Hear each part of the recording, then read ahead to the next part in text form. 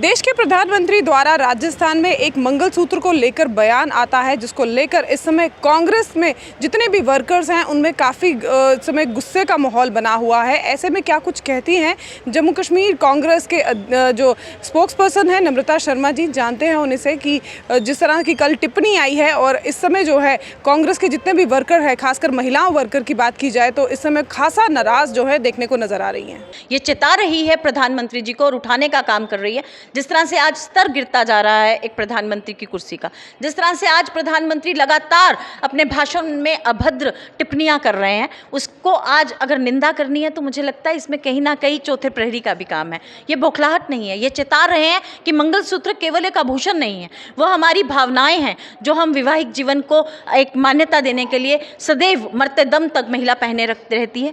ये तो यशोदा बहन जिसको मोदी जी नकारते हैं, उन्होंने भी आज तक पहना है। जिसको मोदी जी कभी नहीं मानते कि मैं विवाहित था, उन्होंने कितनी बार अपने जो इलेक्शन में अपनी एफिडेविट दिए उसमें भी इसका संबोधन नहीं किया। हम तो उनके भी हक की बात करते हैं, हम तो कहते हैं न्याय यशोदा बहन को भी मिलना चाहिए। तो आज अगर कांग्रेस ये मांग कर रही है कि मोदी जी को अपने इस शर्मनाक बयान पे माफ़ी मांगनी चाहिए, तो मुझे लगता है समूचा आज समाज जो महिलाओं का है वो ये मांग कर रहा है। हम कांग्रेस हमेशा से महिला सशक्तिकरण की बात करती आई है और हमने वो सशक्त करने का काम किया है, चाहे हमने कॉरपोरेशन में उनको 33% आरक्षण देख के किया हो, चाहे हमने पंचायती राज में किया हो। जब ये सपना था राजीव गांधी जी का, आदरणीय जो स्वर्गीय राजीव गांधी जी हैं, कि महिलाएं सशक्त हों, महिला जो आधी आबादी है इस देश की उसको उसका हक मिले, तो उस सपने को अगर कोई साकार कर सकता है तो केवल कांग्रेस कर सकती है। क्योंकि कांग्रेस का मैनिफेस्टो महिलाओं को सशक्त करने का मैनिफेस्टो है। कांग्रेस का मैनिफेस्टो वो मैनिफेस्टो है जिसमें भागीदारी की बात की गई है कि महिलाओं को पूरी भागीदारी राजनीतिक तौर पर दी जाएगी, उनको नौकरियों में अपनी भागीदारी पूर्णता मिलेगी।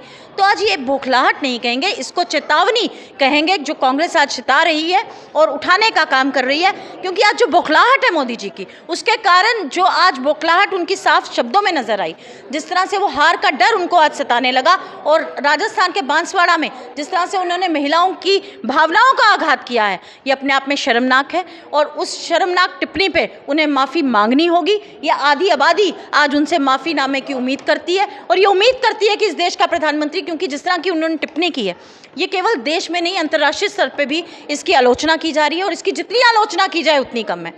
जो महिला समाज है वो हमेशा से वो समाज है जो उत्थान और प्रगति के वजह से बहुत सालों तक वंचित रहा। अगर हम अखेड़े पिछड़ों की बात करते हैं, महिला भी कहीं ना कहीं शोषण की उसमें होती रही। और जो ये 10 साल का न्यायकाल रहा भाजपा का, उस दौरान जब हमने मणिपुर देखा जिसपे 77 दिन तक प्रधानमंत्री जो पिता तुल्य होता है उसकी चुप्पी बनाए रखना, जिस तरह से महिला पहलवानों की चुप्पी, उस पर चुप्पी बनाए रखना, बृजभूषण शर्मा को इस बार फिर सांसद की टिकट देना, अंकिता भंडारी पे अपनी चुप्पी और मौन साधे रहना, ये अपने आप में प्रतीक है कि महिलाओं पे बढ़ते अपराधों पे भाजपा बिल्कुल चुप्पी साधे हुए है। महिलाओं की जो गरिमा के साथ खिलवाड़ करती आई है और भाजपा कहीं ना कहीं महिला विरोधी जो मानसिकता है वो उनके इस बयान से झलकी है, जिससे उन्हें माफ़ी मांग के पूरे देश की महिलाओं से माफ़ी मांगनी होगी। देश की करोड़ों करोड़ों महिलाएं आज मोदी जी की तरफ नज़र बनाए हुए हैं कि कब उनका माफ़ीनामा आएगा।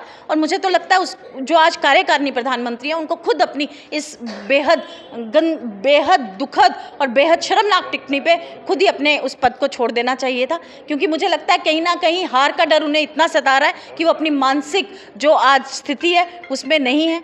वो आज प्रधानमंत्री की गरिमा को उन्होंने फिर एक बार तार तार किया है, जो कि बहुत शर्मनाक है। जो अंतर्राष्ट्रीय स्तर पे भी उनकी आज आलोचना हो रही है और उस आलोचना का कारण सीधे से जो है मोदी जी हैं। ये तमाम आप महिलाएं जो पीछे बैठे देख रही हैं और मेरे साथ जो पीसीसी की हमारी पूरी टीम बैठी है पीछे, जो आप महिलाएं देख रही हैं, ये सब आज माफ़ी की उम्मीद कर रही हैं मोदी जी से, क्योंकि ये मानती हैं कि एक प्रधानमंत्री इस तरह के शब्दों का प्रयोग नहीं कर सकते, उन्हें अपनी गरिमा बनाए रखनी चाहिए थी। लोकसभा इलेक्शन का पहला चरण हो चुका है, अभी 6 चरण जो है वो बाकी है। क्या लगता है कि इस तरह की टिप्पणी जो है कितना असर डाले?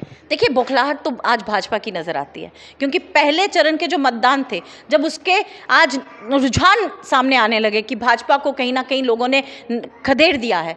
जिस तरह से हमने देखा कि आज भाजपा अपनी हार के डर से और मोदी जी विशेषकर अपनी हार के डर से इस तरह के बार बार संबोधन कर रहे हैं जिससे देश को बांटने का काम कर रहे हैं। वहीं जो कांग्रेस पार्टी है वो देश को एकजुटता की बात करती है, देश की संपत्ति को लोगों के बीच में बांटने का काम करती है। देश की संपत्ति को बांटने का ये मतलब नहीं होता, देश की संपत्ति को बांटने का ये मतलब है कि गरीब को उसका हक मिले। जो 46 रुपये प्रति दिन यहाँ की 80% आबादी, जिसको ये कहते हैं कि हम फ्री राशन दे रहे हैं, वो आज रोजगार की तलाश में निकली है। उसको रोजगार देने का काम कांग्रेस पार्टी करेगी। तो तमाम ऐसी चीज़ों पे जिस पे उनके मैनिफेस्टो बिल्कुल चुप्पी साधे हुआ था।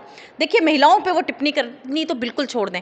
महिलाओं की गुलकें जिसमें उन्होंने अपना कहीं अपनी हक हलाल की कमाई छिपा के रखी थी कि मैं अपनी बेटी के विवाह में लगाऊंगी, उसको किसने लूटा, किसने उसको सामने लाया, किसने उन गुलकों को तोड़ा, किसने उन पे कुल्हाड़ा मारा? वो तो मोदी जी से डिमोनेटाइजेशन के हमने देखा कि ये तमाम महिलाओं ने जो अपना बच बचाव अपने घर की तरफ रखा था, उस पर डाका किसने डाला?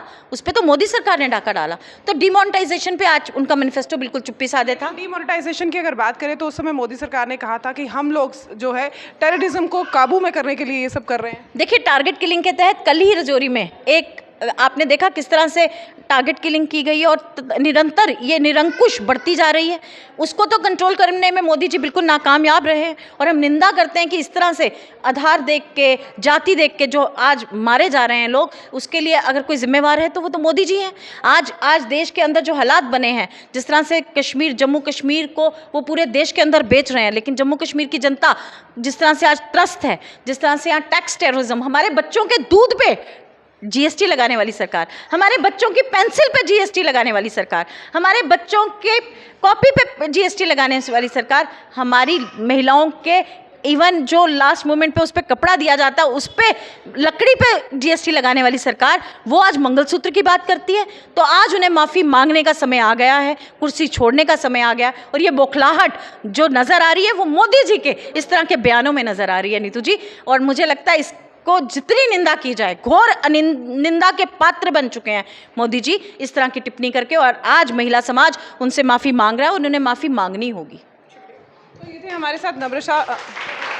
तो ये थे हमारे साथ कांग्रेस के नम्रता शर्मा जी, जिनसे हमने बातचीत की। उनका ये कहना था कि जिस तरह से प्रधानमंत्री की तरफ से ये जो बयान आया है उसको लेकर प्रधानमंत्री नरेंद्र मोदी को जो है पूरी महिला समाज से जो है माफ़ी मांगनी चाहिए, क्योंकि उनके माध्यम से जो ये कहना है, उनका ये कहना है कि ये जो उन्होंने कल जो भी कुछ कहा है ये काफ़ी निंदनीय है और ऐसे में महिलाएं जो हैं उनका कड़ा विरोध भी कर रही हैं। क्या कुछ कहना चाहते हैं आप इस वीडियो के बारे में? कमेंट सेक्शन में कमेंट करके ज़रूर बताइएगा। तब तक के लिए मुझे दीजिए इजाज़त। कैमरामैन अजय साडू के साथ मैं नीतू सिंह, ग्रेटर जम्मू के लिए। धन्यवाद।